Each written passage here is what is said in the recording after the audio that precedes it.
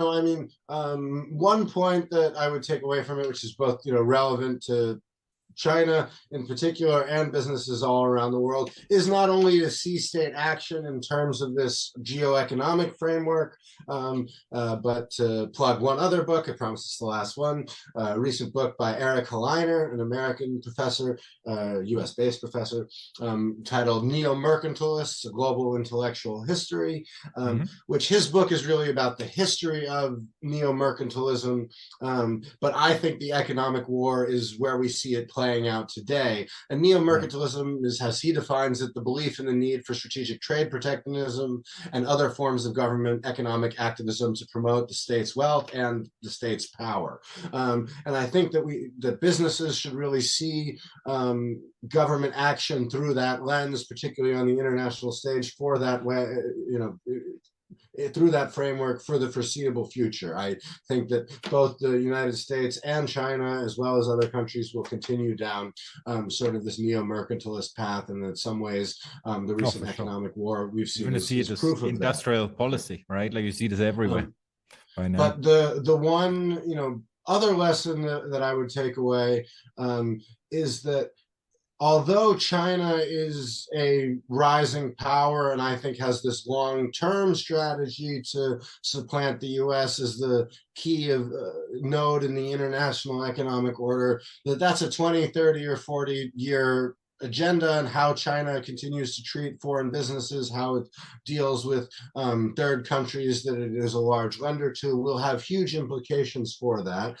and that it is certainly not preordained that China will be successful in its policy. And I think that one thing that businesses in particular should consider is that in some ways, even though we have this emergent bipolar world between the US and China, in terms of economic matters, the US has maybe not more hegemony, but more power and influence than it did even during the Cold War, right? So the example that I always give here is the recent CHIPS Act and Biden's executive orders, which have had such an impact on chip production in China over the last 6 months. During the Cold War, there's no action that the US Congress or the president could have taken that would have had a similar impact on, say, the Soviet nuclear or space industries. So I think that the power of U.S. sanctions and other forms of U.S. geoeconomic policy is often underappreciated. And while I think there are signs that the U.S., in particular its domestic challenges, pose real threats to its long-term economic power, that at least in the short to medium term, it still has very, very significant ones, and ones that are unparalleled by any other country. Even Russia, which has at least as, if not a more advanced nuclear and space program in the United States, its GDP may be a fraction of it, but its control of global commodities is one of the largest and most significant states in that regard in the world, that even those tools, which are sort of the traditional tools of economic conflict between countries going back hundreds of years, are very weak in comparison to the tools that the United States has. One other lesson that I would just finish on is that, however, for the United States and for policymakers, overuse, misuse, and poorly thought out use of some of these tools that it has can engender backlash and speed the transition to a world in which China is more geoeconomically dominant, in some ways faster than anything that Beijing can do.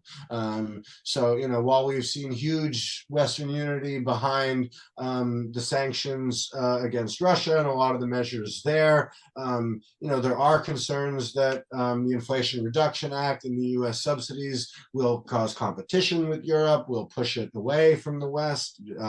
Europe moving out of the West camp and into the Chinese camp would be, I think, the biggest move China could take for potential success in its strategy. That would be smart. We're a long way from that, but I think it would be what they would need to turn it into from a strategy into one that I think is more than not likely to succeed.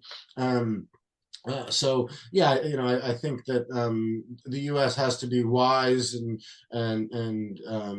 use the stick that it has more intelligently. And to repeat my point from earlier, also find the right time to offer carrots, not just sticks.